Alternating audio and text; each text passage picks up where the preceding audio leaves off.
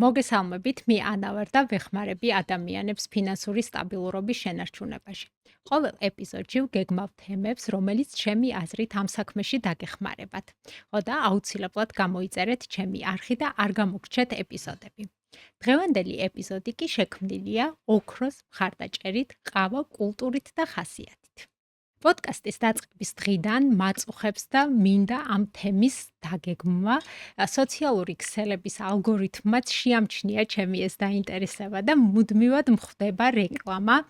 Teenagers are building businesses with AI. ასე რომ დღევანდელ ეპიზოდში მინდა ვისაუბრო იმ ადამიანთან ერთად, ვინც თავისი არხების საშუალებით გვეუბნება, რომ ადამიანებს არკვევს ხელოვნურ ინტელექტში ტექნოლოგიური ჟარგონების გარეშე მარტივი გასაგები ენით.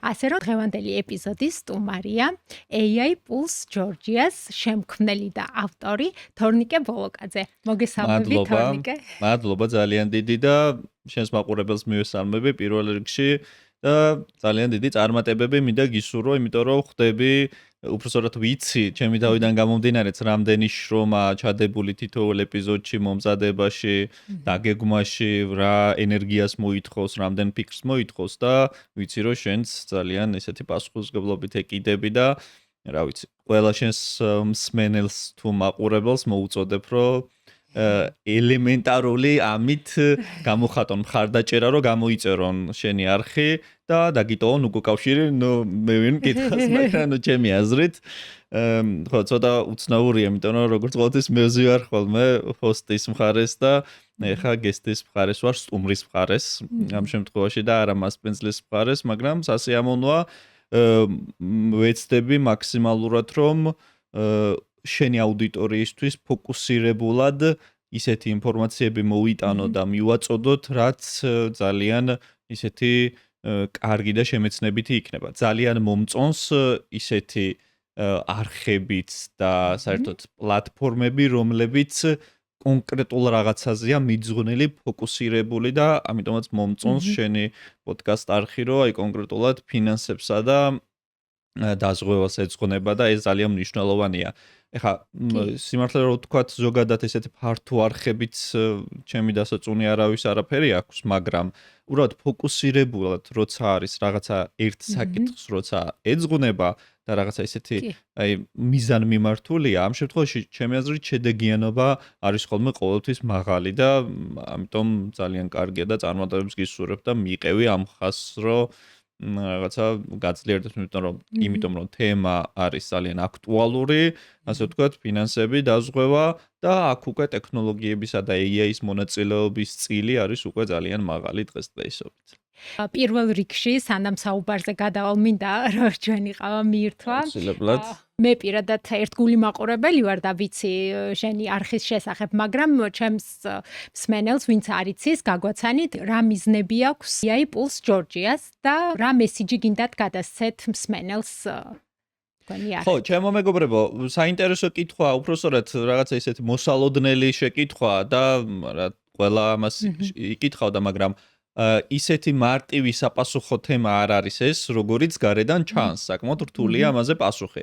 რთული არა იმიტომ, რომ არ ვიცით რას ვაკეთებთ და საით მივდივართ, უბრალოდ რაღაცა სწორად გადმოცემა ამისი რთული. პირველ რიგში მოდი ფაქტი ვთქვათ, რომ სხვადასხვა პლატფორმაზე, მოკლედ ჩამოვაყალიბებ, ბევრს არ ვილაპარაკებ ჩემი არხის შესახებ, მოვაწეობთ სხვადასხვა პლატფორმაზე, YouTube, LinkedIn, TikTok, Instagram, Facebook, Spotify. ჩათვალეთ, რომ ყველგან, რავი, თავი გვაქვს დადებული, რომ აქტიურად multi-channel სტრატეგიას მივმართავთ და აქტიურად, ასე ვთქვათ, გადავწყვიტოთ საკითხები ჩვენ და მიზნები მივახციოთ ჩვენ რაც გვაქვს დასახული და ეს მიზანი არის ის, რომ ჩვენ ვისაუბროთ ხელოვნურ ინტელექტზე, ოღონდ არა რაღაცა ზოგადი საუბრით შემოვიფარგლოთ, არამედ რაღაცა პრაქტიკული ღირებულება და დანიშნულება დავანახოთ საზოგადოებას, მივიტანოთ საზოგადოებამდე ეს ყველაფერი და ვუბიძგოთ ადამიანებს ხელოვნური ინტელექტის სწორად გამოყენებისკენ.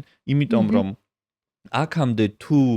აქამდე თუ მთავარი გამოწვევა ის იყო, რომ უბრალოდ ნაწილობრივ ეხლაც არის, რომ ხელოვნური ინტელექტი ადამიანება ზოგადად გამოიყენონ, და გაიგონა ამის არსებობის შესახებ. ეხლა უკვე გამოწვევაც არის, რომ ეს ყველაფერი მართლა გამოიყენონ და სწორად გამოიყენონ. და რაში გამოვიყენო? და რაში კი, თუნდაც, რომ ეს არ არის რაღაცა კი ესეც შეიძლება, რომ ChatGPT-სთან დაჯდე და იჭორაო. ან რაღაცა ემკითხაო ყავაზე გამახსენდა ეხლა უბრალოდ ამკითხაო. ამას წაკეთებს ძალიან ბევრი დამიწეროს კომენტარები. არამედ ბევრად უფრო პრაქტიკული დანიშნულებით გამოიყენო და მე დავინახე საქართველოში ეგ გეფი რომ იყვნენ ჯგუფები და ადამიანები, რომლებიც ტექნოლოგიურად საფუძვლიანად იციან ხელოვნური ინტელექტი, როგორ იქმნება მოდელი, მანქანური სწავლება და სხვა ბევრი ისეთ ფუნდამენტური საკითხი და არა მარტო იციან, არამედ აკეთებენ კიდეც ამ ყველაფერს, მაგრამ რაღაცნაირი გეფი დავინახე, რაღაცნაირი შუალედი, ჩატეხილი ხიდი მათსა და ჩვეულებრივ ადამიანებს შორის, რომლებიც ტექნიკურ საკითხებში ჩახედულები არ არიან და ოკეი, გავიგეთ, რომ ბევრმა იცის უკვე როგორ მუშაობს ხელოვნური ინტელექტის მოდელი და როგორ გაკეთდეს, მაგრამ ხალხს აინტერესებს და ძალიან ბევრ ხალხს აინტერესებს და ორგანიზაციებს აინტერესებს, როგორ გამოიყენება ეს უკვე პრაქტიკაში, როგორ შეიძლება ითარგმნოს ხელოვნური ინტელექტი პრაქტიკულ საქმიანობებში და ღირებულებაში, შექმნილ ღირებულებაში. ანუ რას გულისხმობ ფანი შეხედე, რომ არსებობს ეს ტექნოლოგია ხომ არ არის იმისთვის, რომ ჩვენ თაროზე შემოვდოთ და ვუყუროთ ამ ტექნოლოგიას, რომ ძალიან მაგარი ტექნოლოგიაა და ჩვენ, რა ვიცი, და აღფრთოვანებულები ვიყოთ. ხო, ჩვენ რა გვინდა? ხო, ჩვენ გვინდა შედეგი. შედეგი რა არის, რომ ვიყენებთ ხელოვნურ ინტელექტს და გვიწყვეთ ამ პრობლემას. ამ დროით შუალედში და აი რიცხვებამდე დადის ყველაფერი რა. აი საბოლოოდ რას გვიწყვეთს, როგორ გვიწყვეთს და რამხელა მასშტაბი აქვს ამ ყველაფერს რა. ეს ყველაფერი თუ არის რაღაცა მცირე მასშტაბის, მაშინ არც ისეთი ვაუ არ ყოფილა და ის და აქედან გამომდინარე ჩვენი მიზანით, ჩვენი პლატფორმის მიზანით ეს არის, რომ ჩაუღრმავდეთ და ამ ეპიზოდშიც მე ვფიქრობ, რომ ჩვენ ამ საკითხებს შევეხებით, რომ რაღაცნაირად მოვახდინოთ დემისტიფიკაცია ჯერ ერთი ხელოვნური ინტელექტის, რომ ეს არ არის რაღაცა უსაშველად რთული ან რაღაცა სასწაული ტექნოლოგია და მეორე მოვახდინოთ აუცილებლად ჰაიპიდან, ღრუბლებიდან ქვემოთ ჩამოსვლა მიწაზე და რაღაცა რეალურად განხილვა.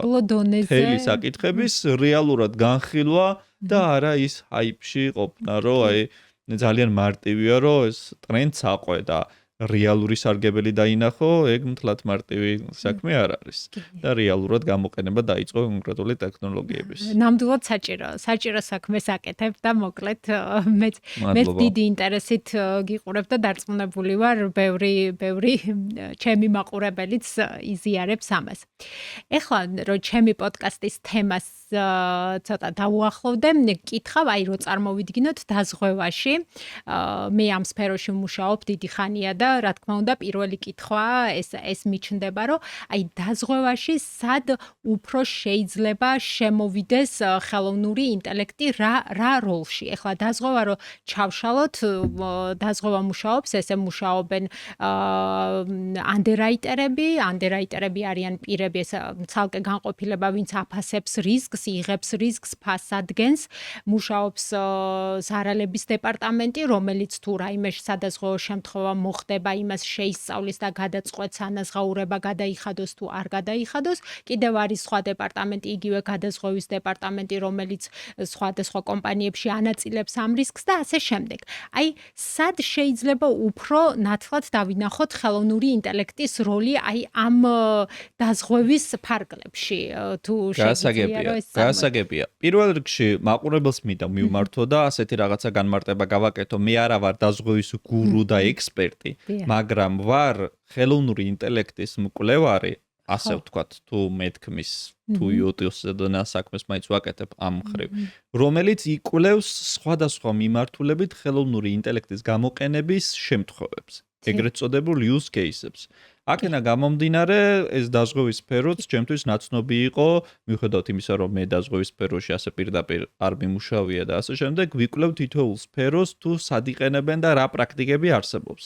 და გარდა ამისა, მე სადაზღვევოსთან მქონია შეხება ტრენინგების კუთხით, ასე ვთქვათ, პირდაპირ ტრენინგების კუთხით და პატარ-პატარა სხვადასხვა სახის ტექნოლოგიური პროექტების კუთხით, რომელიც გამიკეთებია AI აგენტების მიმართულებით. შედარებით მცირე მასშტაბის და არა დიდი მასშტაბის. აქედან გამომდინარე, გარკვეულწილად ვიცნობ ამ სფეროს რაღაცა საკითხები მომეკითხება ამასთან დაკავშირებით და მინდა რომ გავშალოთ ეს თემა და ვისაუბროთ ამაზე. აქ მოდი ასეთი რაღაცა ვთქვათ. მოკლედ, დაზღვევის სფერო ერთ-ერთი რთული სფეროა ჩემი აზრით. არ არის მარტივი სფერო, ვიღაცას შეიძლება რაღაცა მარტივად წარმოუდგენია, მაგრამ ტრადიციული, უკვე ხანში შესული სფეროა, მაგრამ ასე ვთქვათ, საკმაოდ რთული სფეროა, იმიტომ რომ ეხება რისკებს, ეხება ალბათობას და ეხება ფინანსებს ძალიან სიღრმისეულად და ბიზნეს მოდელი როგორც მუშაობს, ყველასთვის ცნობილია.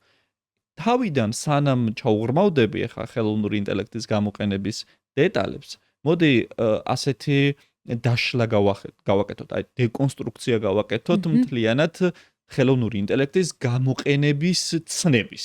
ხელოვნური ინტელექტის გამოყენება შეიძლება იყოს, რომ დაზღვევის რიგითი თანამშრომელი მანუალურად, რომ ესაუბრება ChatGPT-ს ან სხვა რაღაცას და იხმარს საქმეში ეგეც და ხელოვნური ინტელექტის გამოყენება დაზღვევის სფეროში შეიძლება იყოს ისიც, რომ რაღაცა დიდი მასშტაბური მანქანური სწავლების პრობლემა არა და პროექტია, რომელიც ასე ვთქვათ რისკებს და აფასებს და თაღლითობას ავლენს მაგალითად. აქედან გამომდინარე, სხვადასხვა დონეა ხელოვნური ინტელექტის გამოყენების და მოდი ამ ქვედა დონით, უფრო მარტივი დონით დავიწყოთ და ვთქვათ ის, რომ როგორც სხვა ნებისმიერ სფეროში, როგორც სხვა ნებისმიერ პროფესიულ მიმართულებით არ არის დაზღვევა არაფრით გამორჩეული. ამ მხრივ გამოიყენება დეპარტამენტების დონეზე, მარკეტინგის დეპარტამენტიდან დაწყებული, გაგრძელებული საოპერაციო დეპარტამენტით დამთავრებული. ოღონდ ეს არ არის გამორჩეული, ასე ვთქვათ, დაზღვევის სფერო ამ მხრივ არ არის გამორჩეული, იმიტომ რომ საშუალო არითმეტიკულად ყველა ინდუსტრიაში, როგორც ადმინისტრაციის, არ გულისხმობ დაზღვევის უშუალო პროდუქტებს. გულისხმობ საოპერაციო დონეზე, როცა თანამშრომლები უბრალოდ გამოიყენებენ ხელოვნურ ინტელექტს ან მცირე, ან საშუალო მასშტაბის პროექტების თვალსაზრისით. მეცაც გეტყვით, ახლა მე არ ვიცი რამდენად ადეკვატური იქნება, რომ დავასახელო. საქართველოში არიან მე ვიცი მათი პროექტები, სადაზღვეო კომპანიები, სხვადასხვა 4-5, რომელთაც აქვთ უკვე წარმატებული AI პროექტები, ოღონდ არა მაინც და მაინც იმასაც შევეხები, მაგრამ არა მაინც და მაინც დაზღვევის მიმართულებით. არამედ რაღაცა მარკეტინგის მიმართულებით, AI-ით დაგენერირებული ვიდეოთან საკმაოდ ნორმალური და წარმატებული და რაღაცა სხვა მასშტაბის პროექტები. შიდა სამსახურეობრივი ჩათები აქვს, სადაც AI პასუხობს და ასე შემდეგ. ჩამოთვალოთ, სულ გვაქვს 4-5 კომპანია, ხო, TBC დაზღვევა, IRAO, ცნობილი და დიდი, ანუ TBC დაზღვევა, IRAO, GPI Holding-ი, Aldagi და მე მგონი არაფერი გვავიწყდება მეტი. ესეთი დიდები, ხო, ესენი. და აქედან გამომდინარე, ყველას აქვს რაღაცა ნიშა, ანუ იმის თქმა, მე ეს თემა მოკვლეული მაქვს და იმის თქმა, რომ ჩვენი დაზღვევის სისტემა ეხა 100 წლით ჩამორჩება, რაღაცა სხვა უკანასკნელები ვართ და რაღაცა სერიოზულად ჩამორჩებით სხვა ქვეყნებს, ეს არ არის რელევანტური, ძალიან ნორმალური, ძალიან ნორმალური და ისეთი ინოვაციური ჯგუფები მუშაობენ, გუნდები მუშაობენ ამ საკითხებზე და ეხა არც ბოლო არა ვართ, მაგრამ არც პირველი არ ვართ, ცხადია ამ საქმეში. კი, ეხლა რაც შეეხება მასშტაბურ პროექტებს. მასშტაბური პროექტების შესახებ საქართველოს მაგალითზე სიმართლე გითხრათ, მე არ მაქვს საფუძვლიანი ინფორმაცია ჭორებს არ ვიტყვი ახლა, საფუძვლიანი ინფორმაცია რამდენად მასშტაბურად იყენებენ ხელოვნურ ინტელექტს, მაგრამ მოდი დავშალოთ ეგეც მასშტაბური გამოყენება რა შემდგომარეობს და ეს დაშლა არა თეორიიდან კი არ მოვიტანოთ პრაქტიკული მაგალითებიდან თუ უცხოური კომპანიები როგორ აკეთებენ ამას, ხო?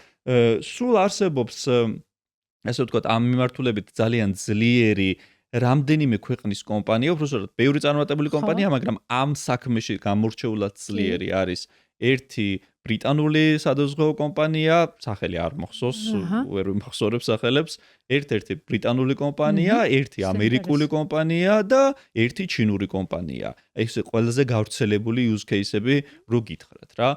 ეს კომპანიები სხვადასხვა მიმართულებით იყენებენ ხელოვნურ ინტელექტს რა.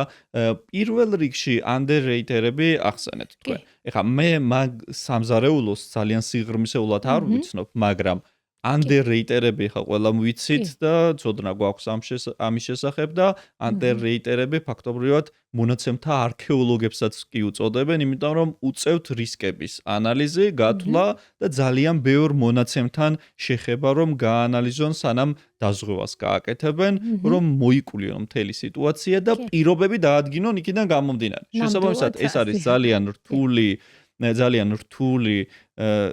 საქმე, იმიტომ რომ მანუალური შრომაა საჭირო. ეხლა აქ მე დარწმუნებული ვარ, კიდევ ერთხელ ვიზახე, რომ ძალიან სიღრმისეულად ამ თემას არ ვიცნობ და დარწმუნებული ვარ, რაღაცა პროგრამები ალბათ არსებობს, რომლებიც გარკვეული რაღაცების ავტომატიზირებას ახდენენ, მაგრამ ასე მასშტაბურად, აი მე რო ვიკვლევდი ადრე შემხვდა ბრიტანულ ერთ-ერთ სადაზღვევო კომპანიაში სახელს ვერ დავიმახსოვრებ, რომელიც იყენებს მასშტაბურ მანქანური სწავლების პროექტს, რომელიც ახდენს, ასე ვთქვათ, ძალიან დიდი მონაცემების დამუშავებას და აქედან გამომდინარე რისკების დაზღვევა. უпростоრად რისკების ანალიზს და აქედან გამომდინარე პირობების დადგენას, რაც უთავისუფლებს ადამიანებს ძალიან ბევრ საათს. ხო, ეს ერთი საკითხი მინდა გავმარტო, რომ ეს არ იყოს, რა ქვია, რაღაცა გაუგებარი არ იყოს მაყურებლისთვის, თუ ვინც რაღაცა სიღრმისეულად არ იცნობს ხელოვნური ინტელექტის თემას. ხელოვნური ინტელექტი ჩვენ რო ურთიერთობა გვაქვს ChatGPT-სთან ან რაღაცა სხვა დიდ მოდელებთან, ეგ არის ჩავთვალოთ ხელოვნური ინტელექტის აისბერგის მწვერვალი მარტო. მაგის ქვემოთ არის აი ძალიან ფუნდამენტური რაღაცები და ძალიან ვრცელი რაღაცები და ეს არის უკვე მანქანური სწავლების პროექტები, რომელიც სანამ ChatGPT გამოჩნდებოდა 20-22 წლამდე, მაგამდეც არსებობდა ესეთი ტრადიციული მოდელები, რომლებიც საქართველოშიც იყენებდნენ სხვათა შორის ბანკები მაგალითად და სხვადასხვა ქვეყანაში სხვადასხვა მიმართულებით და ასეთი მასშტაბური სახის პროექტები ეხმარებათ ორგანიზაციულ დონეზე, რომ სერიოზული გადამუშავება მოახდინონ გენერაციული ხელოვნური ინტელექტის მეშვეობით. ანუ თქვენ ხო ხვდებით ახლა რომ ვიღაცას ეს ილუზიაც აქვს, რომ რაღაცა ChatGPT, Gemini ეს შეიძლება გამოიყენო დიდ ორგანიზაციაში, ასე ვთქვათ, ძალიან ბევრი ინფორმაციის დასამუშავებლად. ეს ასე არ არის და ეს თან არასწორია ამ სახით გაკეთება. მე ვგულისხმობ ChatGPT-ს იმ ფრონტის წინახაზის მოდელს, რომელთანაც ჩვენ გვაქვს ურთიერთობა. ანუ იმის ხაზგასმა მინდა ახლა ცოტა შორს წავედი, რომ ამ წინა მოდელების იქით არსებობს რაღაცა მასშტაბური AI პროექტები, მანქანური სწავლების პროექტები და რავი, მანქანურ სწავლებასაც განმარტო მაინც ეს არის რაღაცა სწავლების მეთოდი, როცა ტრადიციული პროგრამირებისგან განსხვავებით უკვე ხელოვნური ინტელექტი სწავლობს მონაცემებზე დაყრდნობით, აღმოაჩენს გარკვეულ პატერნებს, ესე იგი წონებით ტვირთავს თავის თავს, შეიმეცნებს და ამის შემდეგ უკვე აგენერირებს, ასე ვთქვათ, გენერაციული ხელოვნური ინტელექტის მეშვეობით მასალას, რაღაც ჩვენ შეკითხვებზე პასუხებს, ან საჭირო მითითებებს, ისე რომ პროგრამისტები არ სხედან წინასწარ და არ თვლიან ყველაფერს. ანუ აბსოლუტურად განსხვავებული მეთოდი, თუ ტრადიციული პროგრამირება იყო, რომ თუ მოხდება A, მაშინ მოხდება B და რაღაცა ამ პრინციპზე აგებული ასე ვთქვათ, კლასიკური მოდელები, მანქანური სწავლების შემთხვევაში უკვე მონაცემები და გამოთვლითი რესურსმა იმძლავრა და დაიწყეს, ასე ვთქვათ, ხელოვნური ინტელექტის ასეთი ძლიერი მოდელების განვითარება. რო დაუბრუნდეთ ჩვენ საკითხს ისევ, დაზღვევის შემთხვევაში ეს მომენტი იყო, რაც წეღან თქვი, რომ ანუ ეს ფაქტი ნამდვილად დაფიქსირდა ამ სადაზღვევო კომპანიაში, რომ აწარმოებდა, ასე ვთქვათ, რისკების შემეცნების, ანალიზის სერიოზულ სამუშაოებს მანქანური სწავლების პროექტით და აქედან გამომდინარე უკვე ბევრი დრო დაიზოგა underrated-ების, რომ აღარ უწოდათ მანუალურად ხელით მუშაობა. ეხლა ეს ერთ საკითხზე მინდა გავამახვილოთ ყურადღება რა. დაზღვევაში ვინც და საინტერესო საკითხია ჩემი აზრით, რა, ძალიან სამართლიანები და ძალიან პირდაპირები რო ვიყოთ, რა. დაზღვევაში ვინც მუშაობს ტოპ პოზიციებზე, ეხლა ჩვენგან ეს არახალი ინფორმაცია იქნება, რომ ამას ხო სულ უნდა 15 წუთის რისერჩი, კარგად ჩაჯდომა, რომ გაიგო რომელ კომპანიაში რა მანქანური სწავლების პროექტს იყენებენ. ეს არ არის know-how ჩვენგან ეხლა რომ რაღაცა სასწაული ინოვაცია რომ ჩვენ ეს ვაცნობოთ. უფრო მაგრამ ამის მიუხედავად შეკითხვა არის შემდეგი, რომ ამის მიუხედავად მარტო დაზღვევაში არა სხვა სფეროებშიც, რატომ ხდება ისე რომ მაინც ხელოვნური ინტელექტი არ არის ასე ვთქვათ ძალიან განვითარებული ორგანიზაციებში და დანერგილი ორგანიზაციებში. რა არის პრობლემა? აი პრობლემის სათავეს მინდა მივაგნოთ რა და იმ პრობლემის სათავეს დავარტყათ ახლა და გადავჭრათ გარკვეულწილად რა. პრობლემის სათავე განა ის არის, რომ ინფორმაცია დამალულია სადღაც და ინფორმაციას ვერ მოიპოვებს ვინმე რაღაცა თუნდაც დაზღვევის ტოპ მენეჯმენტი მაგალითად. ეს ხო ასე არ არის, ეს არის ძალიან აი 15 წუთის საქმე. ალბათ ის უფროა რომ რაღაცა გარემო უნდა იყოს რაღაცნაირად ისეთი ტექნოლოგიური ციფრული ტრანსფორმაციულად შექმნილი გარემო, უბრალოდ ციფრულ ტრანსფორმაციისკენ მიმართული გარემო, სადაც არსებობს ინტერესი, სურვილი და მენტალიტეტი ორგანიზაციის მხრიდან, რომ გამოიყენოს ასეთი ციფრული პროდუქტები და მით უმეტეს მანქანური სწავლებისა და ხელოვნური ინტელექტის პროდუქტები, რომლებიც გაამარტივებენ თავიანთ საქმეებს ჯამურად ორგანიზაციის მასშტაბით. ნუ ამას რევოლუციური ნაბიჯები ჭირდება და ალბათ ეს არის ცოტა დამაბრკოლებელი ამ შემთხვევაში, რომ სრული ტრანსფორმაცია გაუკეთო კომპანიაში. და მეორე კიდე, ხო ტრადიციული მეთოდებით მუშაობენ ადამიანები უკვე თუნდაც underrated-ები. ეხლა მე არ ვიცი რამდენ ადამიანს ამუშავებენ და რაღაცა, მაგრამ რომ მან პრობლემა კიდე ერთი რაღაცაა, რომც მენეჯმენტს სურდეს სერიოზული ციფრული ტრანსფორმაცია, იმის უკან ძალიან დიდი კოლექტივი დგას, ძალიან ბევრი ადამიანი, რომლებიც მიჩვეულები არიან რაღაცა ერთი სტანდარტით მუშაობას. და ამის გადაჩევის პროცესი იგივე change management-ი, ცვლილების მენეჯმენტი არის ერთ-ერთი ურთულესი რაღაცა. ზოგჯერ იმაზე უფრო რთული, ვიდრე დანერგვის პროცესია ხოლმე. აქედან გამომდინარე, ეს არ არის მარტივი საქმე, რომ რაღაცა ადამიანებს აუხსნა, რომ ეხლა ჩვენ ყველანი გადავდივართ რაღაცა სხვა მოდელს. თუმცა თეორიულად შესაძლებელი. ცალსახად ეხლა ახალი კომპანია დავიწყოთ სადაზღვეო, თეორიულად შესაძლებელია, რომ ყველაფერი ამ AI აგენტებმა გააკეთონ დეპარტამენტების დონეზე. კი ბატონო, მივალ ანი მაგ შეკითხვაზე პასუხამდე, უბრალოდ მანამდე კიდე რამდენი რაღაც გავიგე ეგ პასუხი და მანამდე რამდენიმე რაღაცის თქმა მინდა საინტერესო შეკითვა და უცებრად დაუბრუნდები, არ დამავიწყდება. ხო, ერთი ეგ პუნქტი რაც მინდოდა მე თქვა, რომ ეს ანუ კიდევ ერთხელ გავიმეორებ ორი სიტყვით, არ შეგაწყენთ მაგაზე თავს, რომ ანუ პრობლემა არ არის მარტო ინფორმაცია, რომ ამაში არ არის სასწაული არაფერი, რომ რომელი კომპანია უცხოეთში რას იყენებს. თუმცა ჩვენ მაინც აღვნიშნოთ. პრობლემა არის უფრო სიღრმისეული და უფრო ბექში უკან მდგომი რაღაცები, რაც ხელს უშლის ხოლმე ამ პროცესებს. ამ თემების კვლევისას მე კიდე წავაწყდი ასეთ შემთხვევას, რომ ესე იგი ამერიკული კომპანია იყენებდა სადაზღვეო ძალიან მაგრად, რამდენიმე მიმართულებით. ერთი წავაწყდი ეგეთ кейსს, რომ Google-ის სახელი არ მახსოვს, მე გამოგიგზავნე აუცილებლად და აღწერაში ჩადე თუ გინდა Cat ერქვა, მე მგონი Google-ისა და ერთ-ერთი სადაზღვეო კომპანიის საერთო პროექტი იყო, რომელიც უზრუნველყოფდა შემდეგ რაღაცას, რომ როდესაც კატასტროფები ხდებოდა, ბუნებრივი კატასტროფები, სატელიტური კამერით გადაღებული ფოტოებიდან გამომდინარე, ხდებოდა მასშტაბური დამუშავება ზარალის. კი. გამოთვლა და ისე რომ ადამიანების ჩართულობა ნაკლები იყო და ეს იგებდა ძალიან დიდ ასე ვთქვათ, ძალიან დიდ დროსა და რესურსებს ზოგავდა ეს რა. თუ დაინტერესდება შენს მაყურებელს, შეუძლია ჩაეძიოს ამას, იმიტომ რომ საკმაოდ საინტერესო, ასე ვთქვათ, საინტერესო მოვლენაა. აქვე ერთ ტექნიკურ დეტალსაც დავამატებ. აი, ეხა ბოლოს რაც თქვი, უკვე ეს არის computer vision პროექტი. რაც გულისხმობს იმას, რომ ხედვით, ვიზუალური ხედვის აღქმით უკვე ხელოვნური ინტელექტი გადის რაღაცა ინსაითებამდე და ანალიზამდე და დებს შედეგს. computer vision მე მგონი ძალიან მარტივი იქნება შენი მაყურებლისთვის გასაგებად.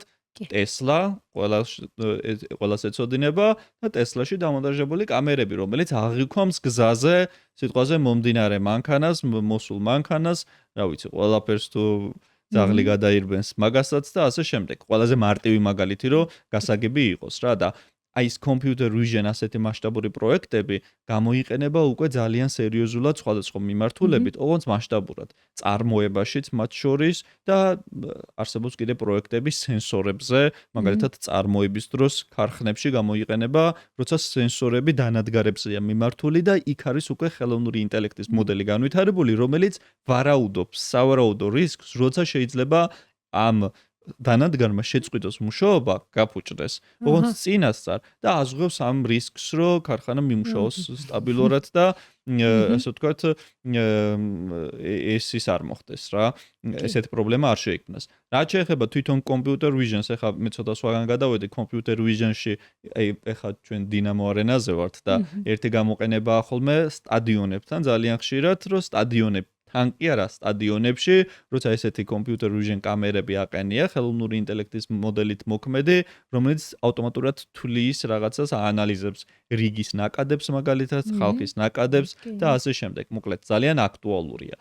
ხო, და ეს ერთი შემთხვევა იყო კიდე და კიდე ერთი საინტერესო, ცოტა სახალისო შემთხვევა დაფიქსირდა ეგეთი, რომ ერთ-ერთი სადაზღვეო თუ არ მეშლება, Brian, ასე ერქვა ამ სადაზღვეოს ან მათ პროდუქცია ერქვა, ეს სადაზღვეო ეგეთი შემთხვევა დაფიქსირდა, რომ ჩაგდებული ავტოკატასტროფის შემდეგ, ავტოავარიის შემდეგ, ჩაგდებული ფოტოს, მომხმარებლის მხრიდან ჩაგდებული ფოტოს შემდეგ 3 წამში მოხდა ანაზღაურება ამ მომხმარებლის და ეს ყველაფერი იყო მასშტაბური პროექტის, ასე ვთქვათ, დამსახურება, რომ ესე იგი ფოტოს გაგზავნიდან მუშაობდა პროექტი, რომელიც აფასებდა ყველანაირ რისკს, რომ თაღლითობა ხომ არ არის ეს, ხო ნამდვილია, თვლიდა ისტორიას მომხმარებლის, ასე ვთქვათ, ფოტოს გაგზავნილი ფოტოს მეტამონაცემებსაც კი ითვლიდა და ამოწმებდა და კიდევ 1-5-6 სხვა პარამეტრით მოქმედებდა და ადგენდა რამდენად სარისკო იყო, ასე ვთქვათ, თანხის გადარიცხვა და თუ ჩათვლიდა, რომ რისკი ძალიან დაბალია, წამებში ხდებოდა ანაზღაურება ამ მომხმარებლის. მოკლედ, ასეთი პროექტები, მასშტაბური პროექტები არის ბევრნაირი ფიქსირდება, მე რამდენიმე გითხარით, ჩინეთში ფიქსირდება ძალიან ბევრი პროექტი კიდე ასე სადაზღვევოში. აი, რო შევაჯამო ეხლა რა ეს ნაწილი, რომ არ გამოგვივიდეს რაღაცა ბრტყელი ლაპარაკი და რაღაცა ისეთი უშინაარსო, ისეთი ლაპარაკი რა. ასეთი შემთხვევები არსებობს. თან ბევრი. მაგრამ შეკითხვები. რამდენად რთული და ხარჯიანია? კი, რთულიც არის, ხარჯიანიც არის და სარისკოც არის. რისკი ბევრნაირია, რისკი ის არის, რომ ასე ვთქვათ, რიცხვებთან ეხება საქმე და ხელოვნური ინტელექტის თუნდაც ეს მასშტაბური მანქანური სწავლების პროექტები არ არის ჯერ იმდენად ჩამოყალიბებული, რომ იქ ჰალუცინაციის დონე მაინც გვაქვს ყოველთვის რაღაცა დონეზე, ნუ დიდ მასშტაბურ პროექტებზე საკმაოდ შემცირებულია, თუმცა მაინც რჩება რაღაცა ჰალუცინაციის დონე და ძალიან დიდი პრობლემა კიდე შავი ყუთის პრობლემა. ხელოვნურ ინტელექტთან დაკავშირებით ძალიან დიდი პრობლემაა ეს, რომ ყველაფერი უნდა იყოს ახსნადი, რასაც ხელოვნური ინტელექტი აგენერირებს. ამას ქვია explainable AI. ანუ როცა თუ ისეთ შემთხვევებში თუ ხელოვნური ინტელექტი რაღაცას აგენერირებს, მაგრამ ეს შავ ყუთში რჩება, უბრალოდ არ ვიცით ზუსტად რატომ მოგცა ეს პასუხი და არავინ არ იცის, ეს პრობლემაა, ამას ებრძვის ევროკავშირის AI აქტიც და მე მგონი თუ რამე არ მიშლება, საქართველოში ეროვნულმა ბანკმაც დაიწყო უკვე ამის იმპლემენტაცია რაღაცა კუთხით არ მახსოვს ზუსტად არ მინდა რომ ვინმე შეცდომაში შევიყვანო, რომ ვინც ხელოვნურ ინტელექტს იყენებს ორგანიზაციები უნდა იყოს ახსნადი თუ როგორი პროცესიც კი და თვითონ დანერგილი პროექტი როგორი უნდა იყოს უბრალოდ რა პასუხებს აგენერებს, რატომ აგენერებს იმ პასუხებს, რასაც აგენერებს. თუ რამე მეშლება, მე მაპატიეთ, რამდენიმე ინფორმაცია ვნახე ამის შესახებ, უბრალოდ ბოლომდე არ გადამიმოწმებია. კონტროლირებადი იყო, კი.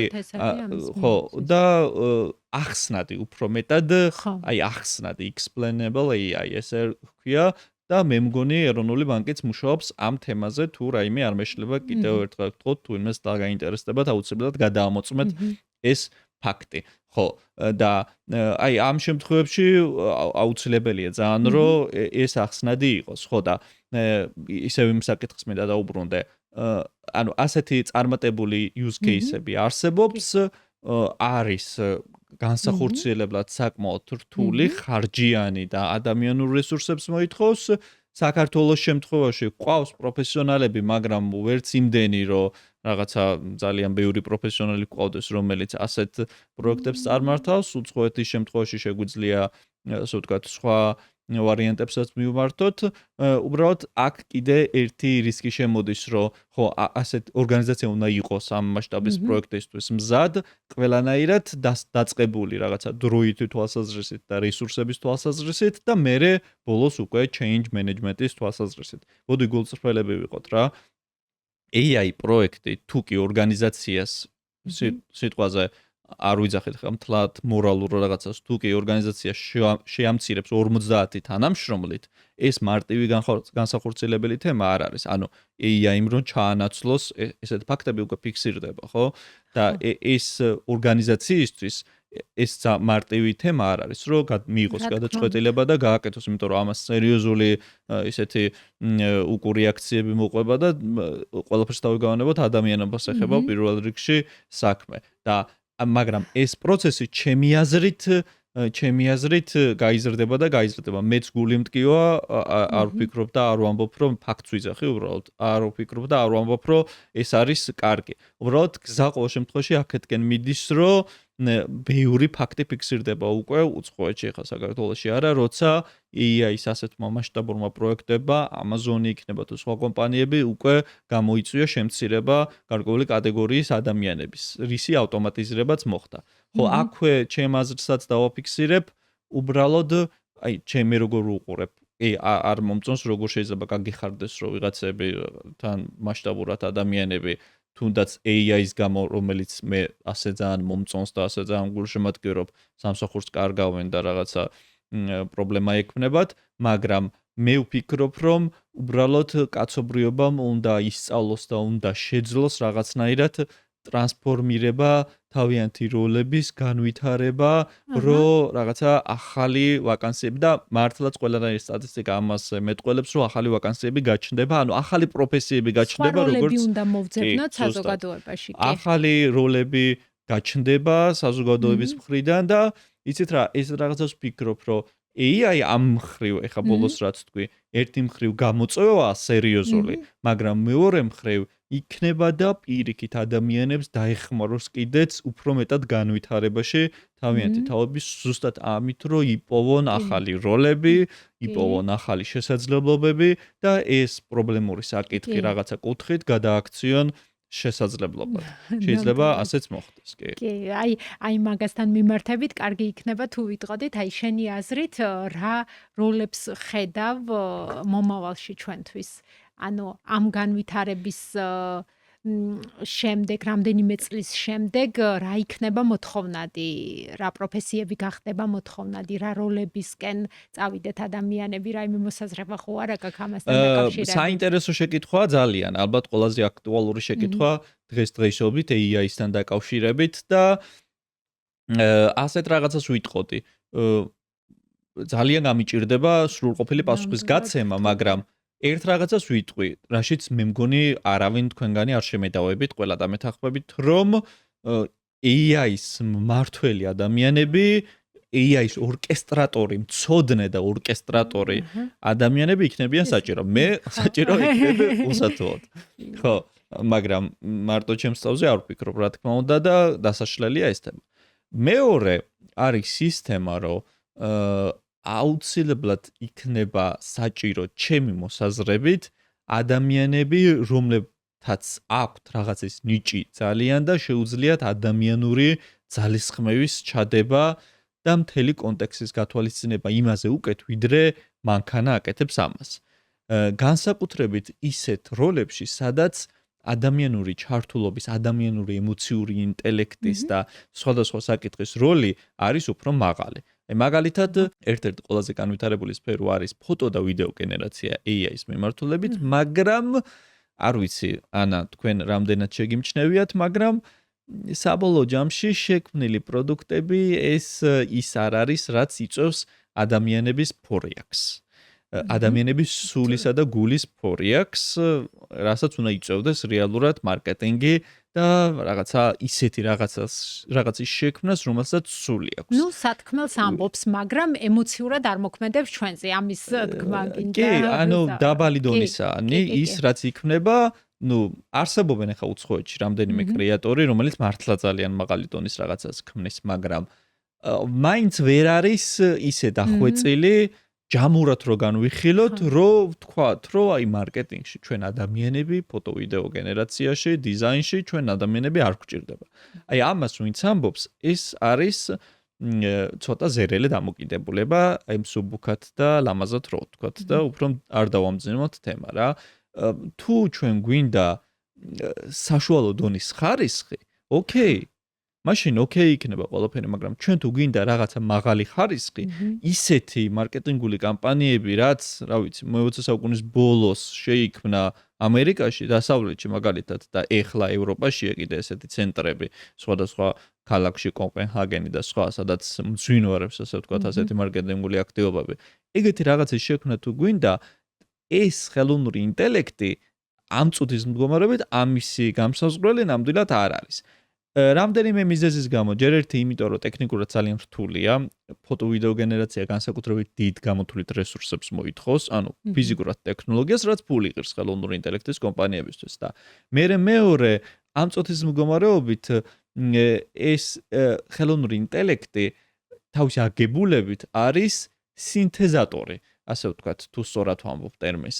უფრო სწორად, აი შემაერთებელი მიქსი უკვე ადამიანების კაცობრიობის შეძენილი ცოდნის მხრიდან და შეძენილი ცოდნიდან და გამოცდილებიდან.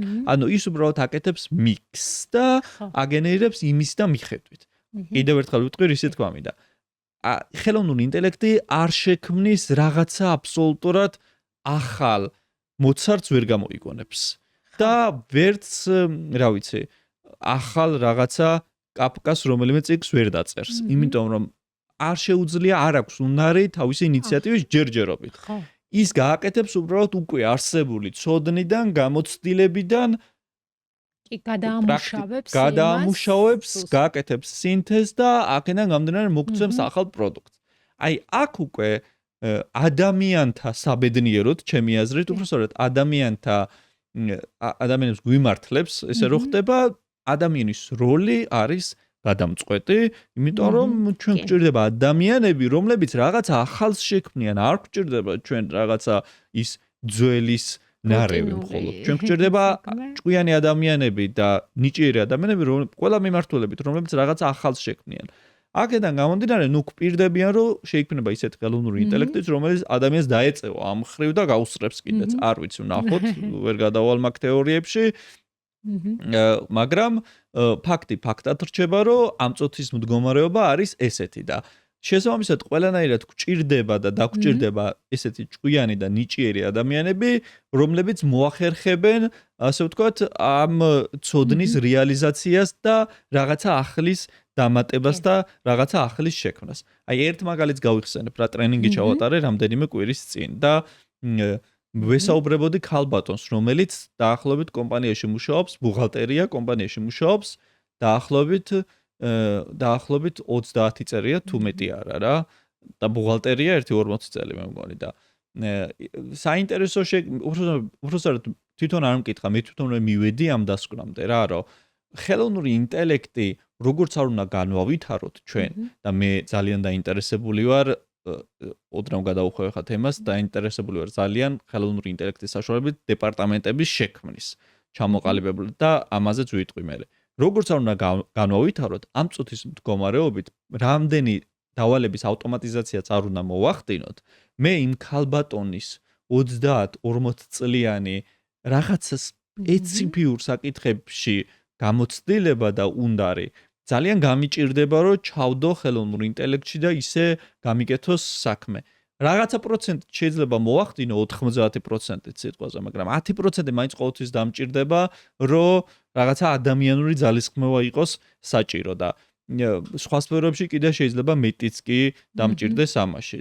ხო და შესაბამისად აქედან გამომდინარე, ჩემი აზრით, ესეთი როლებიც, სადაც ადამიანის ძალისხმევა და ნიჭია საჭირო და უნდარებია საჭირო, ჩანაცვლდება. ჩანაცვლდება კი არა, არ ჩანაცვლდება და შენარჩუნდება. და კიდე ერთი საკითხი არის ის, რომ რა ბედი, ხო, ეხლა მოდი დავფიქრდეთ იმაზეც, თუ რა შეიძლება შეიქმნას ახალი. აი, წარმოდგენა არ მაქვს, ვერ ხვდები, მაგრამ აი მე დარწმუნებული ვარ, რომ რაღაცა გამოინახება. არ მაქვს პასუხი, მაგრამ გამონახავს კაცობრიობა რაღაც ახალ როლებს და ჩვენ აი ელემენტარულ სტატისტიკას თუ დაუკვირდებით, აი 20-30 წელში იმდენი როლი ქრება და შემოდის, რომ აი ურყევი პროცესია ეს, პერმანენტული პროცესია და აი შეუძლებელია, რომ არ მოხდეს რაღაცა ახლის შექმნა და ასე ვთქვათ, ახალი როლების მორგება კაცობრიობის მხრიდან. და რაც შეეხება აი მაგ შეკითხვას, კიდე წეღან რაც მკითხეთ და ვეღარ დავასრულე, ანუ რამდენად სრულად ავტომატიზირება შეიძლება და სრული დეპარტამენტების გამართვა და სრული ორგანიზაციული პროცესების გამართვა ხელოვნური ინტელექტის დახმარებით.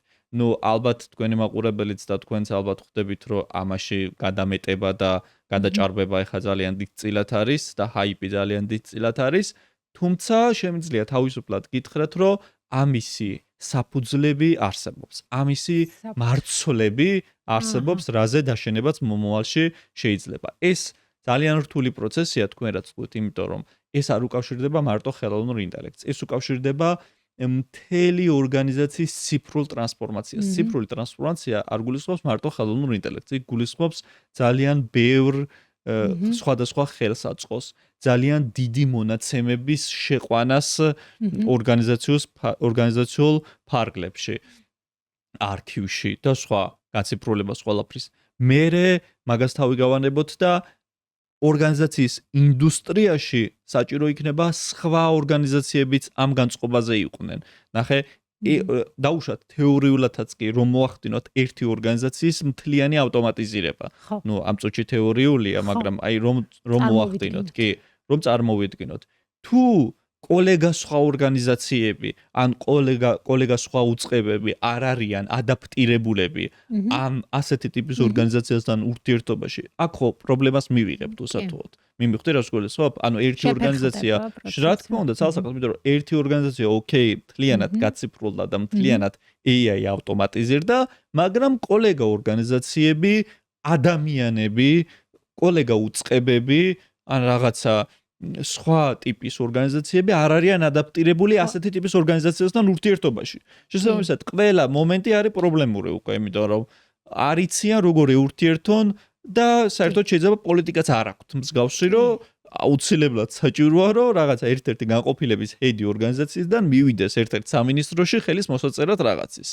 და ფიზიკურად, აი, ძალიან მარტივ მაგალითს ვამბობ და ფიზიკურად, აი, ესეთ პოლიტიკა არ არსებობს, რომ ეს ორგანიზაცია სინამდვილეში სხვა რაღაცა ელექტრონული ხელმოწერებით მუშაობს, მაგალითად და რაღაცა AI აგენტი აწერს ხელს ამას. ანუ ხო ხვდებით რა გულისხმობ. ხო, მაგრამ ეხა გზა შემიძლია თამამად გითხრათ და როგორც გითხარით, მეც ყველაზე მეტად ამ საკითხით ვარ დაინტერესებული და რა ვიკვლევ და ვმუშაობ და ვწვალობ, რომ რაღაცები მაქსიმალურად ავტომატიზირება მოახდინოთ AI აგენტების ჩართულობით და ჰალუცინაციების პროცენტი დავაკლოთ, გზა მიდის აქეთკენ. ეხლა საბოლოო ჯამში რამდენ ხანში მივიღებთ ძალიან მაღალი დონის შედეგებს ან ჯერ რომელ განყოფილებებში და მერე რომელ განყოფილებებში ეს არ არის მთლად ცნობილი და ბევრ რაღაცა ფაქტორზეა დამოკიდებული, თუმცა გზა მიდის აქეთკენ. მაგრამ ამ წუთის მდგომარეობით, რომ აი ესეთი სრული ავტომატიზაცია მოხდეს ყველა პროექტის და ყველა განყოფილების ორგანიზაციაში, ეს არის არარეალური, პრობლემური ძალიან, სერიოზულ რისკებს შეიცავს და რომც მაინც რაღაცა მოხდეს, მაინც კიდე სხვა პრობლემები შეიძლება დაგხვდეს წინ, რომ შევაჯამო აი ეს საკითხი რო შევაჯამო, მაინც შეიძლება სხვა პრობლემების წინაშე აღმოჩნდეთ შემდეგ რა. კი, აი ეხლა ეს ძალიან მასშტაბურად ვიმსჯელეთ. ცოტა რომ დავავიწროვოთ ეხლა და წარმოვიდგინოთ ასეთი იდეა, წარმოვიდგინოთ, რომ ხელოვნურ ინტელექტს ვასწავლეთ, ну ეხლა ჩვეულებრივი ენით ვიტყვი, ვასწავლეთ დღეს საქართველოში მანქანის დაზღვევის მიმართულებით, მაგალითად, ყველა კომპანია რაც მთავაზობს, რა დაფარვებს მთავაზობს, რა გამონაკლისებს მთავაზობს, რა ფრანშიზებს, ეს მონაცემები ვუთხარით ხელოვნურ ინტელექტს. პარალელურად მე რაღაც როგორც მომხმარებელი ამ რაღაც ინსტრუმენტის მეკითხება ჩემგან შეისწავლის ყველაფერს და ჩემზე მორგებულ პროტოტიპს შექმნის რა ტიპის დაზღვევა მჭირდება ჩემი მანქანისთვის, რა ტიპის დაზღვევა არის ყველაზე შესაფერისი. და ის გადახედავს ამ საქართველოში არსებული ყველა ვორდინგებს, ასე ვთქვათ, და მე მეტყვის, რომ აი შენი მანქანის დაზღვევისთვის, ვთქვათ, წადი ალდაგში და ალდაგის პოლისი იყიდე. ვთქვათ, მეორე წელიწადს თუ შევცვალე. ან შენთვის არ არის სასარგებლო და მოდი მოელაპარაკე სადაზღვევოს, რომ რაღაცეები დაგიფარო უკეთესი. ანუ რაღაცა ესეთი ვიწრო ინსტრუმენტი რო გამოვიგონოთ ეგ რამდენად შესაძლებელი იქნება. იდეის კი, გასაგებია მესმის. იცით რა, რაღაცა იმ დაგვარი როგორც booking.com-ია, ხო? ხო, ანუ booking.com-საც აქვს ბევრი ვარიანტი, მე შევდივარ და ჩემთვის მორგებულს მარტივად ვეძებ რაღაც ინსტრუმენტების საშუალებით. წეღან ჩვენ ვსაუბრობდით უფრო ორგანიზაციული გადმოსახედიდან. ამ წუთში ჩვენ უკვე გადმოვდივართ მომხმარებლის მხარეს. ეხლა უკვე ვსაუბრობთ მომხმარებლის გადასახედიდან ორგანიზაციის. კი. ანუ შევცვალეთ მხარეები, რო არ დაიბნეს ჩვენი მაყურებელი, ამიტომ ვამბობთ. ანუ შევცვალეთ უბრალოდ მხარეები. რაც შეეხება მომხმარებლის მხრიდან, მოდი აქ ორი აქტუალური საკითხია რა. booking.com-ი ვახსენე. რატომ ეს booking.com-ი არ არის მომხმარებლის მხრიდან გამომდინარე? ანუ ისევ სხვა ორგანიზაციაა უბრალოდ შექმნილი, სხვა კომპანია, რომელიც ახდენს დაახლოებით იმ პრინციპებზე მოქმედებას, რაც თქვენ თქვით. მაგრამ ეს სხვა კომპანია. ამისი რესურსი აქ არსებობს ქვეყანაშიც და სოფლიოშიც, რომ ასეთი რაღაცა მოხდეს. უბრალოდ ამისი ინტერესი სადაზღვევო კომპანიებს არ აქვთ. და ლოგიკურია, რატომაც არ აქვთ, იმიტომ რომ სადაზღვევო კომპანიებს სურვილი აქვთ, რომ თავიანთი ბრენდის ქოლგის ქვეშ შეინარჩუნოთ თავიანთი ნიშა და მომხმარებლები. როდესაც კომპანიების მხრიდან, აი უკვე ასეთი მომხმარებლის მხრიდან უკვე ასეთი ანალიზი მიდის, ასე ვთქვათ, ასეთი რაღაცის გამოყენება. ჯერ ერთ კითხვას ვპასუხობ და მე გადავალ მეორე ნაწილზე. როცა ასეთი რაღაც აი ციფრებამდე როცა დადის, მას ბრენდისადმი ერთგულება უკვე აღარ აქვს. მაგას არ ითვალისწინებს, არ აინტერესებს, ხო მეთანხმები? ანუ აი იმას არ აინტერესებს. და უბრალოდ აინტერესებს თავისი მორგებული პასუხი და მორჩა, მან მთავრდება ყველაფერი. არ აინტერესებს რაღაცა კონკრეტული. ხო მეთანხმებით, რომ ცალსახად ეხა სადაზღვევების მხრიდან ამისი ინტერესი, რომ ასეთი რაღაცა დამატებითი პლატფორმა შეიქმნას, რომელიც ამას აკეთებს, არ არის. ლოგიკურია, ხო? ეხა ის უნდა რომ რაღაცა ისეთი რაღაცა აქამდე დაიყვანოს და რაღაცა ყველა ცდილობს, რომ ისე გააძლიეროს თავისი ბრენდი, რომ თავისი ქოლგის ქვეშ რაღაცა ერთგულება გამომუშავოს მომხმარებელს, ისე რომ შეიძლება რაღაცა ძვირათაც კი აქვს. არც თუ ისე ხელსაყრელი პაკეტით, მაგრამ მაინც შეინარჩუნებს მომხმარებელს კი ერთგულებას მაინც მისაღებია. რაც შეეხება მომხმარებლის მხარეს, აი მომხმარებლის მხარეს უკვე ძალიან დიდი თავისუფლება, რა თქმა უნდა. ეს ეხა სიმართლე გითხრათ, ერთი შეხედვით და ერთი მონაწილეობით, აი მოდი პრაქტიკული რჩევაც კი გავცეთ, ChatGPT-ს იყენებს ალბათ თქვენი ძალიან ბევრი მომხმარებელი და აი ნუ მივალთ ამ წუთის მდგომარეობით რაღაცა დიდ სკრაპერ აგენტებამდე, უბრალოდ ChatGPT-ს შიგნით არის ფუნქცია agent mode ქვია და არის კიდე ერთი მოდელი Perplexity ქვია ხელოვნური ინტელექტის, თავისი web ბრაუზერი აქვს, Comet ქვია იმას და აი ეს ორი ინსტრუმენტი გადმოწერეთ, დატესტეთ. Comet არის უფასო თუ არ მეშლება უფასო, შეიძლება მეშლება აღარ მახსოვს, მე გადმოწერელი მაქვს, ხმარობ ხოლმე, მაგრამ არ მახსოვს ბონუსი მაქვს გააქტიურებული თუ როგორ. გადაამოწმოთ ყოველ შემთხვევაში. აი უბრალოდ დატესტოს შენმა მოხმარებელმა ზუსტად ის რაც შენ თქვი. ანუ შესაძლებელია შედეგის მიღება, ეხლა ეს შედეგი ვერ იქნება ისეთი სრულყოფილი და ისეთი მასშტაბური, აი 100%-იანი სიღრმისეული, მაგრამ უკვე რაღაცა ხელში გვეჭირება იმ შემთხვევაში თუ ამ სადაზღვევო კომპანიებს ეს თავისი შეთავაზებები უდევთ ციფრულად სად.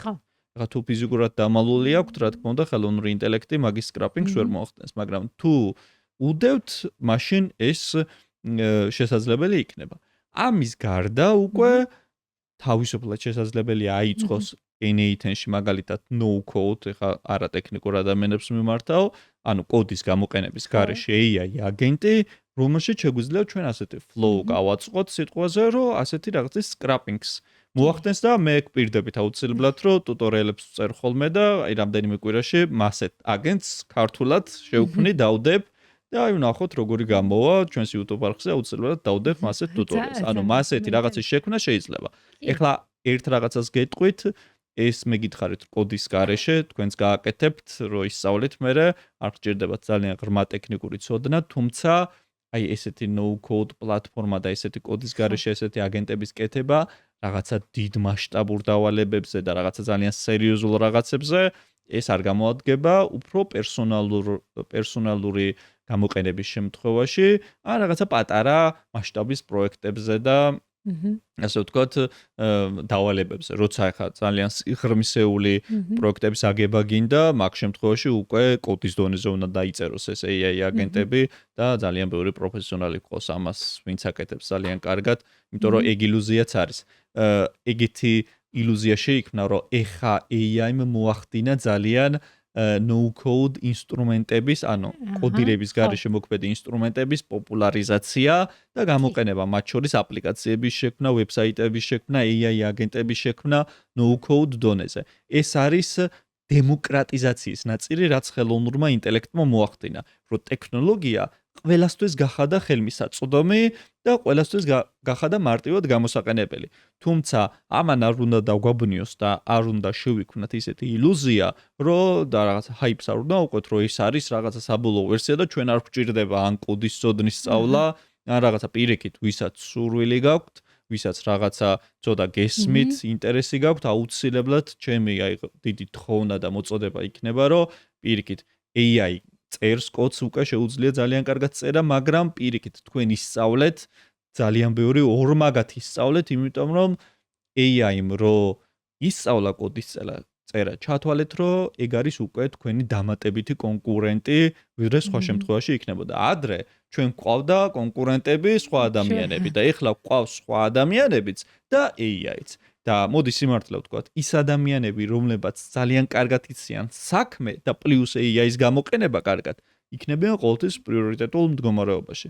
აქედან გამომდინარე, აი ძალიან დიდი თხოვნა და ისეთი სურვილი იქნება, რომ არათუ მოუკლოთ რაღაცების სწავლა, ფუნდამენტურ ცოდნას გულისხმობ, არამედ პირიქით მოუმატოთ. კიდე გამოვარტავ ფუნდამენტურ ცოდნაში რაც გულისხმობ. AI თუ წერს რაღაცა კოდის 70%-ს, თუნდაც 60%-ს ან 80%-ს, ეს იმას კი არ ნიშნავს, რომ ჩვენ პირიქით უნდა მოუკლოთ კოდის ცოდნის და რაღაცა ზერელეთ ვისწავლოთ. პირიქით სიღრმისეულად ისწავლეთ ის კონცეფციები, სერიოზულად ისწავლეთ, უბრალოდ მერე აღარ დაგჭირდებათ იმდენი ძალისხმევა. ანუ სწავლის პროცესს კი არ მოუკლოთ, არამედ მერე დაზოგავთ დროს და სწავლის მხრივ ფუნდამენტურად ისწავლეთ, ჩაყევით სიღრმემდე. მარტო კოდის არ ეხება საქმე, რაღაცა სხვასაც ეხება საქმე. ფოტო და ვიდეო გენერაცია, დიზაინი ისწავლეთ ძალიან კონცეფციურად, სიღრმისეულად. რაღაცა არ იყოთ AI-ის მიერ დაწერილი კოფების იმედად და კოპირაითინგი ისწავლეთ ძალიან კარგად და ასე შემდეგ. ფუნდამენტური ცოდნა გახადეთ თქვენს ორიენტირად, ფოკუსად და მეც სუსტად ამ ლოგიკას მივდევ რა დავაკეთებ და აი ძალიან დიდი პასუხისმგებლობით გეუბნებით ამას, რომ აი შეუძლებელია თუ ვინმე გეტყვით იმას, რომ მაგას AI-ც აკეთებს და თქვენ ან არ ისწავლოთ, ან არ განვითარდეთ, ჩათვალეთ, რომ ის გიწევთ დათურ სამსახურს და შეცდომაში შეყავხართ. პირიქით გაორმაგეთ ყველაფერი სწავლა, რომ დარჩეთ კონკურენტურები და პირიქით ბაზარზე უფრო მადლობა ამ მოწოდებისთვის, ძალიან კარგია და შევეხეთ კიდეც, ანუ კოდის წერის გარეშე, თქვათ, საიტის აწყობა, თქვათ, რომ წარმოვიდგინოთ e-commerce ვებგვერდით აწყობა, ბოლომდე არც მითია და ბოლომდე არც რეალობა, რომ კოდის წერის გარეშე თავიდან ბოლომდე ეს პროცესი აღწევთ. ხო, აი e-commerce ახსენეთ და ბარემ აი კიდე ერთი ის ბონუსად წაიღოს თქვენ მამაყურებელმა Lovable ასეთი პლატფორმა არსებობს, რომელმაც ჩაამატა e-commerce ვებსაიტების ინტეგრაცია. მე სამწუხაროდ ჯერ ვერ მოვიცალე, არ დამიტესტავს როგორ აკეთებს ამას, რომ სპეციალურად Shopify-სთან ინტეგრაცია გააკეთა, რომ ესე ვთქვათ, e-commerce საიტებზე იმუშაოს და მოდი პირდაპირ გიპასუხებთ რა. ამ წუთის მდგომარეობით რასაც თქვენ ამბობთ, რომ აი რაღაცა სრულმასშტაბიანი აპლიკაცია გაეშვას მით უმეტეს e-commerce-ის მიმართულებით, ეს არის ცოტა კი არა გადამეტებულად ნათქვამი სერიოზულად რა. ამ წუთის მდგომარეობით ამას თქვია vibe coding-ი, როცა ასე ვთქვათ, კოდის ცოდნის გარეშე ჩვენი vibe-ით, ჩვენი განზრახვით უკვე ვქმნით რაღაცა აპლიკაციას ან ვებსაიტს და ეს მოდი პირდაპირ ვთქვათ, არ მოვიტყუოთ, ეს არის პროტოტიპი, ეს არის რაღაცა დრაფტი, ну შეიძლება ოდნავ მეტიც მოახდინოთ ვიდრე პროტოტიპია, რომ დავხვეწოთ წვალებით, უბრალოდ საბოლოო ჯამში ეს არის მეგობრებო პროტოტიპირებისთვის და არა საბოლოო აპლიკაციების მისაღებად ამ წუთის მდგომარეობით. საბოლოო აპლიკაციამდე მისვლად შეიძლება, ოღონდ ამ შემთხვევაში გვჭირდება რომ ჩვენც ვიცოდეთ ასე ვთქვათ, რაღაცა ტექნოლოგიური ცოდნა გქონდეს, თორე თუ გვაქვს, ან დეველოპერისთვის იდეალური ვარიანტია, იმიტომ რომ ძალიან ბევრი პროცესი უმარტივდება. უბრალოდ იმის ილუზია არავის არ გქონდეთ, რომ ამ წუთში ამ ინსტრუმენტების გამოყენებით შეიძლება ისე რომ საერთოდ არ იცი არაფერი კოდის დონეზე, შეიძლება რაღაცა ერთი კარგად დაწერილი პრომპტით, სამაბზაციანით ააწყო მოქმედი e-commerce ვებსაიტი, რომელიც ასე ვთქვათ რაღაცა გამართულად იმუშავებს და ამაზეც მეგობრებო ძალიან ბევრ ტუტორიალს ჩავწერ და როგორც კი აი თქვენთან ერთად დავაკვირდები, როგორც კი რაღაცა ღრმა შესაძლებლობები გაჩნდება, მაგასაც გაცნობებთ აუცილებლად და ერთად დავტესტავთ, ვნახავთ რა შესაძლებლობებს გააჩენს. ამ შემთხვევაშიც მეგობრებო კიდე ერთ რჩევას მოგცემთ, თუ დაინტერესებული ხართ ამით, უბრალოდ არიცით არიცით კოდირება და ახლო პერსპექტივაში ხა არც დაიწყებთ მაგის სწავლას და რაღაცა, ეს პრობლემა არ არის, რაღაცა ელემენტარული ტექნოლოგიური knowledge შეიქმნეთ, რაღაცა ტექნოლოგიური ცოდნა, რომელიც არ მოითხოვს მაინც და მაინც კოდის წერის ცოდნას, რომ რაღაცა ელემენტარული ბაზა რა არის, ავტორიზაცია რა არის, რა საშუალებები არსებობს, ეს არ მოითხოვს რაღაცა ისეთ სასწავლო ჩართულებას, რომ თავიდან პროგრამული ენის სწავლა გჭირდებოდეთ. და აქედან გამომდინარე, მივდექით ფუნდამენტურად და სიღრმისეულად საკითხს, რომ რაღაცა ზედაპირულობით არ შემოიფარგლოთ რა. კარგი, რახან ჩვენი მაყურებლებისა, ну ადამიანების უმრავლესობა არის, ვინც ChatGPT-ს როგორც ჩატს ესე იყენებს. აი ამას ესეც მინდა რომ გკითხო, რაღაცნაირად ტენდენცია გაჩნდა, რომ ადამიანებს საუბარი ურჩევნიათ ვიდრე ჩათაობა ChatGPT-სთან. შეიძლება თუ არა რომ რაღაცა სხვა ფორმა მიიღოს ამან, თქვათ, კომპიუტერში კი არ იყოს ინტეგრირებული ჩათის ფორმით, არამედ თქვათ, იგივე რობოტის ან რაიმე სახე მიიღოს და ვესაუბრო. საინტერესო შეკითხვა. იმიტომ რომ ემოციურად ადამიანი ამ შემთხვევაში უფრო მეტად დამოკიდებული გახდება და ალბათ ვინც ამას ქმნის, ეს ამისი მიზანი, რომ რაც შეიძლება მეტი მასები ჩართოს. საინტერესო შეკითხვა. აი მოდი აქედან მაგაზე მსჯელობა დავიწყოთ ბოლოდან. ნახეთ, კომპიუტერი როდის ბოლოდან კი არა, სიღრმიდან დავიწყოთ მსჯელობა. ჯერ კიდევ როდის შეიქმნა კომპიუტერი და როგორ გაძლიერდა მერე კომპიუტერები და სოფლიოში რამდენი ყველაფერი დაფუძნდა კომპიუტერებზე და რამდენი იყენებს, მაგრამ თითქოს ყველა ოჯახში დაიდო თუ გახსოვს კომპიუტერი თავიდან, მაგრამ მერე რაღაცა მოხდა, საზოგადოებრივი მოვლენა და ოკეი, კი კომპიუტერები ჩვენი ყოველდღიური ნაწილად შეიქმნა ყველა ორგანიზაციაში, ყველა მაგი დაზედებს, მაგრამ ადამიანების კომპიუტერთან ურთიერთობა, მოდი ასე ვთქვათ, ვერ განვითარდა ისე მთელ მსოფლიოს მასშტაბით, საქართველოში არა მარტო, როგორც ასე ვთქვათ, თავიდან არსებობდა, აი ინტერნეტი რო შემოვიდა და კომპიუტერები ასეთი ჰაიპი ხდებოდა, ზუსტად მაშინაც და ასეთი სიგიჟე ხდებოდა, რაც ახლა ხდება AI-ზე. მაგრამ ანუ ბევრი რაღაცა მართლა დაიფუძნა, რას ამბობთ, კომპიუტერი რო არა, ეხლა დავიღუპებოდით, ანუ ყველაფერი კომპიუტერს დაიფუძნა, მაგრამ რაღაცა საზოგადო მოვლენად ვერ იქცა, საბოლოო ჯამში თავიდან იქცა და მერე უკვე რაღაცა ტრანსფორმირდა. რატომ? იმიტომ რომ კომპიუტერი ძალიან მაგარი რაღაცაა, მაგრამ დგას ან დევს და ადამიანური პრინციპში არაფერი არ აქვს. ანუ არ გველაპარაკება. და ხელოვნური ინტელექტი შემოვიდა და რაღაცა უმარტივე, თართულია. აღიაროთ კომპიუტერი. ნუ ყველასთვის ისეთი გასაგები და მარტივი აღსაქმელი არ არის და შემოვიდა ხელოვნური ინტელექტი, რაღაცა უმარტივესი ინტერფეისი, აი მაგაზე მარტივი ხო პროგრამა არ არსებობს, მე მგონი წარმოუდგენელია. შემოვიდა ინტერფეისი და ელაპარაკები. და ადამიანს აი სხვა რაღაცა გაუჩნდა რა. აი თქვენ დაიჯერებთ რომ მე მყავს მეგობრები, რომლებიც ხელოვნურ ინტელექტზე იციან ჩემზე სიტყვაზე 10 ჯერ ნაკლები რაღაცა, მაგრამ ხელოვნურ ინტელექტთან საუბრობენ 15 ჯერ მეც, ვიდრე მე. კი, ხალხი პირად ცხოვრებაზეც კი ეკითხება. თან სერიოზულ თემებზე კი, ეგეც, მაგრამ ანუ მე მყავს ერთი ძმაკაცი მაგალითად, რომელიც მაგალითად ხელოვნური ინტელექტი იცის ჩემზე 10 ჯერ ნაკლები. არ იცის ფაქტობრივად, აი ორი მოდელი მაქსიმუმ ChatGPT და იქაც ფუნქციები მევასწავლე, მაგრამ აქვს ჩემზე 10 ჯერ მეტად ნალაპარაკები, როგორც სერიოზულ თემებზე. ანუ იმდენად არის ჩაღრმავებული და აი უბრალოდ ის ხო მარტივი პროცესია, ეს ხო რთული არ არის. აქ უკვე ანუ იმაზე არ გადის ხელოვნურ ინტელექტთან ურთიერთობა, რომ აი შენ ამდენი იცი და მე რამდენი ვიცი. ანუ ეგეც არის, მაგრამ არ არის ეგ გადამწყვეტი ფაქტორი. გადამწყვეტი ფაქტორი უფრო არის რა იცი? ერთ-ერთი გადამწყვეტი ფაქტორი. შენ რამდენად შეგიძლია ჩაუღრმავდე და იქიდან ამოიღო რაღაცა და მე რამდენად შემიძლია გავაკეთო ეს. და ამაზე არ გვჭირდება ცოდნა, უფრო მენტალიტეტზეა დამოკიდებული და უფრო ნებისყოფაზე და ინტერესზე. ანუ ეს ხო რაღაცა ტექნოლოგიური ცოდნა არ გვჭირდება. აი ChatGPT-ში ხსნი მეც რაღაცა საქმესთან დაკავშირებით შენს. მე ნერვები არ მყოფნის, სიტყვაზე ან დრო არ მყოფნის, ან სურვილი არ მაქვს და 15 წუთში ვანებებ თავს.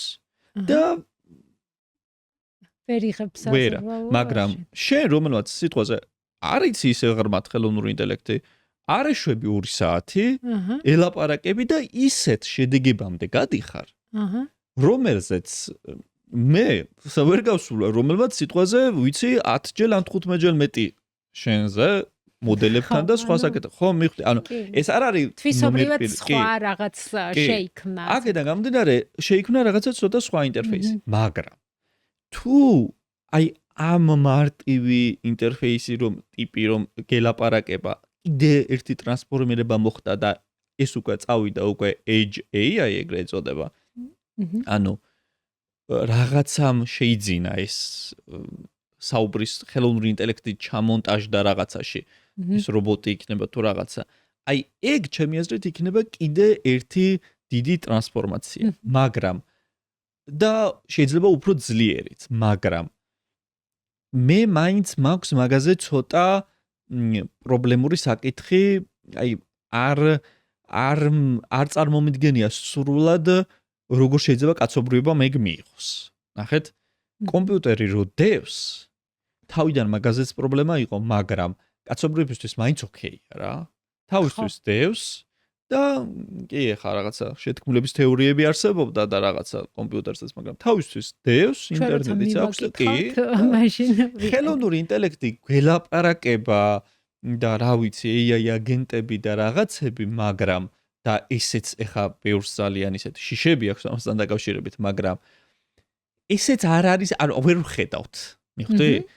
ანუ ეგეც ან კომპიუტერში, ან smartphone-შია, ან ჩვენ მიერ AI აგენტია მართული, ან რა ვიცი, მოკლედ ჩვენი დაწერილი პრომპტით თუ რა ჩვენი კონტროლის ქვეშ არის გარკვეულწილად, მაგრამ ოთახში რო რაღაცა რკინა დადის და იმას აქვს უკვე ზემოდან ხელოვნური ინტელექტი, აი ეგ კიდე სხვა მოვლენაა და ჩემი პირადი რწმენით, აი ეს ყოველ შემთხვევაში ამ გადმოსახედიდან კაცობრიობისთვის ძალიან რთული იქნება აღსაქმელად და მისაღებად. მე ესე მგონია ყოველ შემთხვევაში. მე განვიხილავ ახლა ამას ადამიანური თვალსაზრისიდან რა, რომ აი მე არ ვიცი. ჩემ გარშემო მაგალითად ადამიანების უმეტესობა არ მგონია რომ იყოლიოს სიტყვაზე ასეთი რაღაცა მიუხედავად იმისა რომ ძალიან ბევრ დავალებას გაუმარტივებს.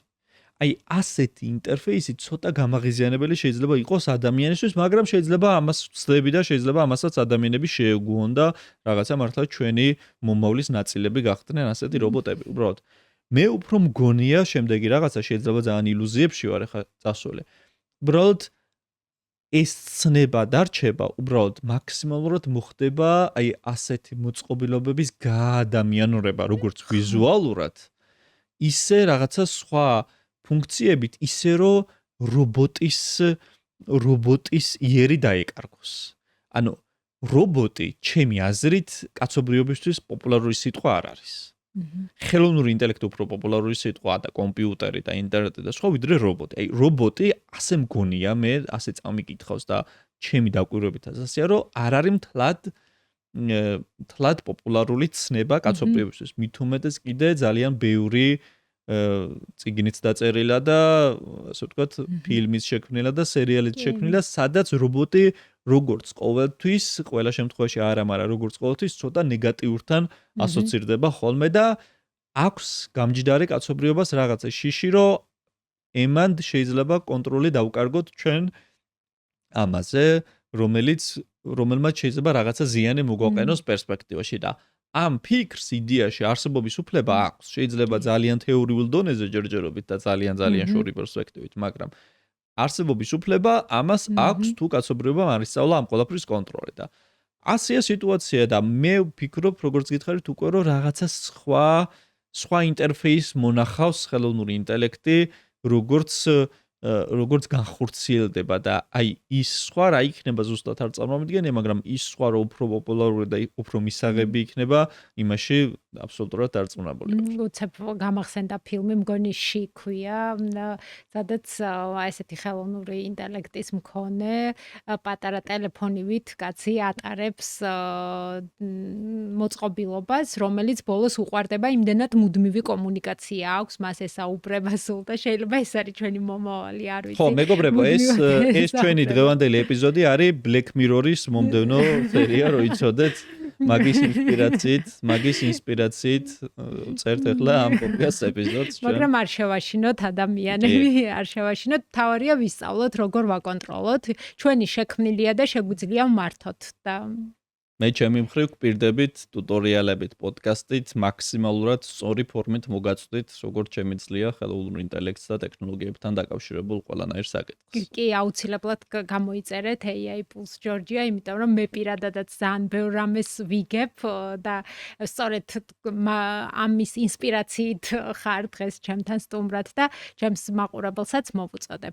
ეხლა რაც გავიარეთ, ეს იყო ის, რაც მე პირადად მაინტერესებდა და მინდოდა რომ კითხებით ამისვე შეიძლება მაყურებელს ბევრად მეტი კითხვა აქვს და დარწმუნებული ვარ რომ გაუჩნდებოდათ ბევრი კითხვა და მე მოვუწოდებ მათ რომ აუცილებლად დააკომენტარეთ და საქართველოში როგორც შენახსენე გვყავს პროფესიონალები ამ საქმის და მე გვპირდებით რომ აუცილებლად სხვებსაც მოვიწევ და უფრო მეტს ვისაუბრებთ ამაზე.